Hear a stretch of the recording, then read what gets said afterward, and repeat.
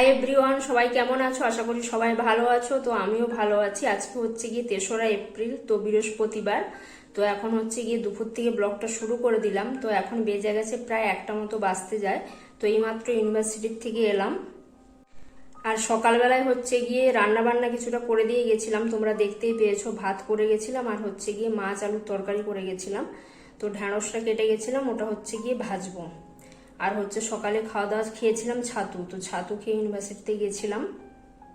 আর আজকে একটা জিনিস হয়েছে, আজকে হচ্ছে গিয়ে ভগবানের কাছে যে আমি কিশমিশ দিই সেটা শেষ হয়ে গেছিল, তো তাই দিতে পারিনি। তো শুধু ধূপ দিয়েছিলাম। তো এখন হচ্ছে গিয়ে ফ্রেশ হয়ে ড্রেসটা চেঞ্জ করে নিয়ে ধোয়া জামা কাপড় পরে ভগবানকে হচ্ছে গিয়ে কিশমিশটা যেটা ভোগ আর কি ওটা নিবেদন করে দেব। তারপরে হচ্ছে গিয়ে ঢ্যাঁড়সটা ভেজে নেব। তো একটা নর্মাল দিনে নর্মাল ব্লগ শুরু করে দিলাম, তোমরা দেখতে থাকো, আশা করি তোমাদের ভালো লাগবে। তো চলো সাথে থাকো।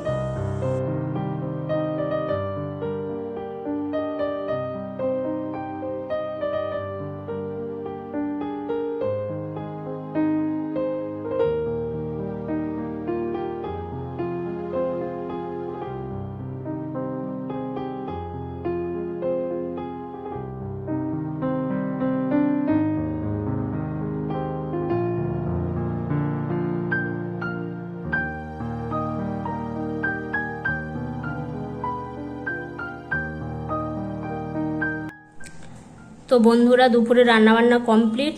তো শুধু হচ্ছে ঢ্যাঁড়সটা ভাজলাম আর তরকারিটা করেইছিলাম আগে। তো দুপুরের মেনুতে এখানে তেঁতুলের আচার নিয়ে নিয়েছি আর এখানে রয়েছে ঠান্ডা ঠান্ডা ভাত।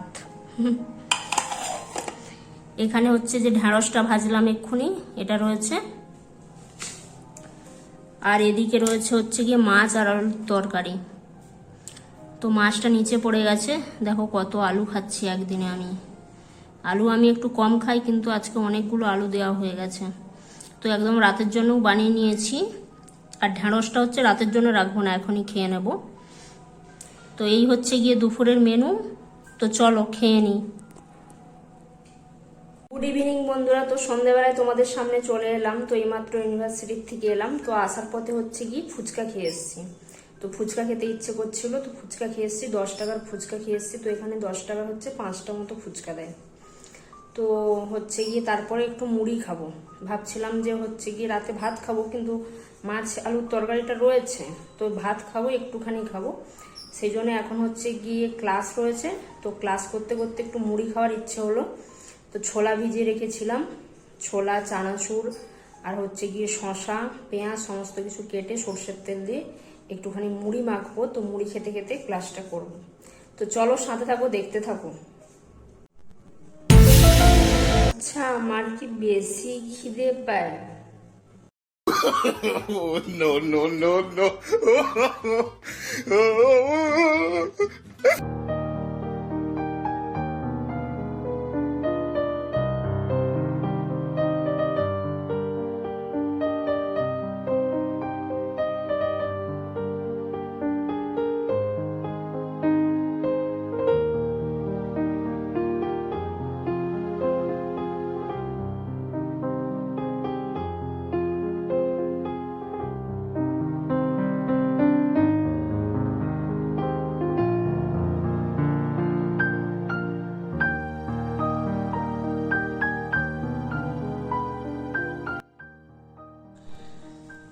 তো দেখো বন্ধুরা, সুন্দরভাবে মুড়িটা মেখে নিয়েছি। এখানে পেঁয়াজ, কাঁচা লঙ্কা, শসা, কাঁচা ছোলা, তারপরে বাদাম ভাজা দিলাম, ঝুরি ভাজা, কাঁচা সর্ষের তেল আর হচ্ছে গিয়ে আমের আচার।